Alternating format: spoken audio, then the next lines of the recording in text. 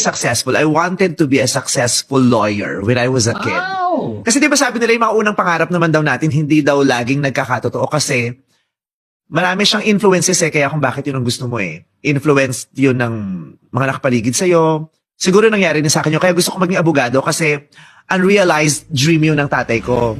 Tapos yung lolo ko rin gusto ako maging abogado. Lagi nilang sinasabi sa akin yun na mag-abogado ka, mag-abogado ka, mag-abogado ka. Ano nangyari? Kaya akala ko rin gusto kong maging abogado, mag-aabogado ako. So, bata pa lang ako, parang abogado na daw ako. Lagi daw ako nakikipagtalo. Mahilig daw ako magtalumpati. Lagi ako sumasali sa mga ganyan. Tapos nung college ako, nag-pre-law ako, political science. Oh, wow! Hindi pa ako, putok na putok ang kabaklaan ng mga panahon na yun. Yung parang, sub-sub pa ako sa pag-aaral. Hindi ko pa masyadong ini-enjoy yung gender identity ko.